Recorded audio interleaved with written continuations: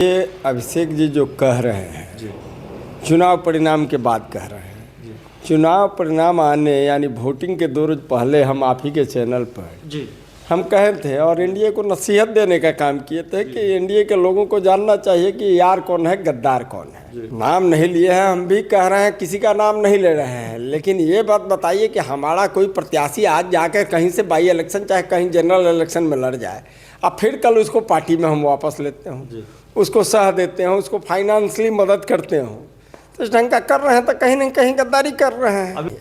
लेकिन जब कार्यकर्ता का चुनाव आता है तो ये सब बात रहता है, लेकिन जब अपना चुनाव आया तो गलबहियाँ करके रोज सीएम हाउस में जा कर के गुलदस्ता भेंट कर के फ़ोटो खिंचवा करके आप फेसबुक और सोशल मीडिया पर डालते हैं। उस समय नहीं पता चलता है कि हमारे पूज्य नेता रामविलास पासवान जी का कौन अपमानित किया, कौन सम्मानित किया, क्या हुआ। तो देखिए, गंदा राजनीति लोग कर रहे हैं, गंदा राजनीति करें, लेकिन उसमें हमारे पूज्य नेता रामविलास पासवान जी का तस्वीर को घसीटे नहीं। आपको लगता है कि अभिषेक झा चिराग पासवान की तरफ इशारा करेंगे, उन पर विश्वासघात का आरोप लगाएंगे? चिराग पासवान ने तो प्रेस कॉन्फ्रेंस साथ बिठा कर किया, कहा कि भाई हम तो इन्हीं के साथ हैं। अच्छा, प्रेस कॉन्फ्रेंस कब की है? अमित शाह जेपी नड्डा का डांट पड़ा तब की। रहा बात कि सबसे पहले विश्लेषण करने की ज़रूरत है कि जो 4 बार से जेडीयू लगातार उस सीट को जीत रहा था, वह एनडीए में रहे चाहे एनडीए के बाहर रह करके भी लड़ा है।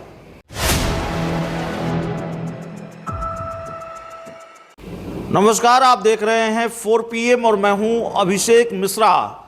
देखिए, तिरहुत विधान परिषद उपचुनाव के नतीजों पर एक बार फिर बात करेंगे, क्योंकि अब जेडीयू के उम्मीदवार रहे अभिषेक झा ने चुप्पी तोड़ दी है और जिन शब्दों का इस्तेमाल किया है अपनी चुप्पी तोड़ने के लिए, वो इस बात के आसार, उन शब्दों से इस बात के आसार नज़र आते हैं कि अभी इस पूरे मामले पर बवाल नहीं थमेगा। अभिषेक झा ये लिखते हैं कि उनके साथ षड्यंत्र हुआ, विश्वासघात हुआ, धोखा हुआ।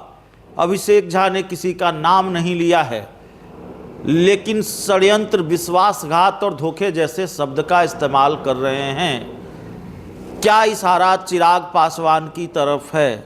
मैं नहीं जानता इशारा चिराग पासवान की तरफ है या नहीं है, लेकिन इस पूरे उपचुनाव में चिराग पासवान की भूमिका संदिग्ध बताई गई। इस पूरे उपचुनाव में यह कहा गया, खासकर जब उनकी पार्टी के प्रदेश उपाध्यक्ष रहे राकेश रोशन पार्टी से इस्तीफा देकर निर्दलीय उम्मीदवार के तौर पर चुनाव लड़ रहे थे और खबर आ रही थी कि लोजपा और एनडीए के कुछ लोग राकेश रोशन का साथ दे रहे हैं, तो क्या चिराग पासवान ने भीतर घात किया है और क्या चिराग पासवान की तरफ ही इशारा है? राष्ट्रीय लोक जनशक्ति पार्टी यानी कि पूर्व केंद्रीय मंत्री पशुपति पारस की पार्टी के लोगों का भी यही आरोप था कि चिराग पासवान ने जेडीयू के साथ गद्दारी की, ये शब्द थे। और पूर्व केंद्रीय मंत्री पशुपति पारस ने तो यहाँ तक कहा कि जांच होनी चाहिए चिराग पासवान की भूमिका की। हमारे साथ रालोजपा के प्रदेश प्रधान महासचिव केशव सिंह जी हैं। केशव सिंह जी, पहली प्रतिक्रिया आपकी जब अभिषेक झा अपनी हार पर चुप्पी तोड़ते हैं और ये कहते हैं कि षड्यंत्र हुआ, धोखा हुआ, विश्वासघात हुआ। देखिए, अभिषेक जी जो कह रहे हैं चुनाव परिणाम के बाद कह रहे हैं।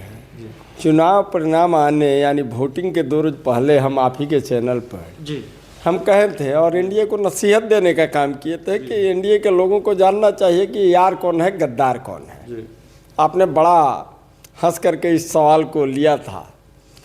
तो देखिए, जब एनडीए के लोगों को ही नहीं मालूम है कि हम क्या बोए हैं, क्या काटेंगे, तो इस ढंग का परिणाम होना था। और रहा बात कि आप लोग सर्वविदित है, कोई छिपा हुआ नहीं है कि जो लोक जनशक्ति पार्टी रामविलास पासवान का, जिनको प्लानर आप लोग कहते हैं, वो आकर के 8 दिन 7 दिन होटल में रहे। क्या कर रहे थे पर्दा के पीछे? किसकी बात कर रहे हैं? किसी का नाम छोड़िए ना, इतने छोटे लोगों का हम नाम लेना नहीं चाहते हैं। उनके जितने जिला अध्यक्ष हैं, 4 जिला पड़ता है, चारों का जिला अध्यक्ष क्या कर रहे थे, क्या भूमिका थी, ये सब सर्वविदित है। अब इसके बाद भी एनडीए को नहीं दिखाई देता है, तो हम तो महाभारत के संजय है नहीं कि जा करके एनडीए के लिए आंख खोल करके और पूरे परिदृश्य को क्लियर करें। वह धीरे धीरे समझ में आ रहा है। अभी तो प्रत्याशी थे अभिषेक झा जी, उनको पता चला है। आप कह रहे हैं कि अभिषेक झा का इशारा चिराग की तरफ ही है? देखिए सर्वविदित है, छिपा हुआ नहीं है। आज हम नाम तो नहीं लिया किसी का अभिषेक झा ने। नाम नहीं लिए हैं, हम भी कह रहे हैं किसी का नाम नहीं ले रहे हैं, लेकिन ये बात बताइए कि हमारा कोई प्रत्याशी आज जाकर कहीं से बाई इलेक्शन चाहे कहीं जनरल इलेक्शन में लड़ जाए, अब फिर कल उसको पार्टी में हम वापस लेते हों, उसको सह देते हों, उसको फाइनेंशियली मदद करते हों, तो इस ढंग का कर रहे हैं तो कहीं न कहीं गद्दारी कर रहे हैं। अभी कहाँ राकेश रोशन को पार्टी में वापस लिया है? अभी देखते जाइए ना खेल, अभी तो हम तो भविष्यवाणी करते हैं जो होता है, आप अभी देखते जाइए क्या क्या होगा, ये होने जा रहा है। भविष्यवाणी आप खूब करते हैं और चिराग पासवान आपके पसंदीदा विषय हैं, इसीलिए हमारा पसंदीदा विषय है। अब भविष्यवाणी जो करते हैं, हम कोई पंडित जी नहीं है कि पत्रा देख करके भविष्यवाणी करते हैं, हम भूत भविष्य और वर्तमान को देख करके जो राजनीति का एंगल बनता है उस एंगल के आधार। अब आप एनडीए में क्या होता हुआ देख रहे हैं? नीतीश चिराग के रिश्ते कैसे होंगे?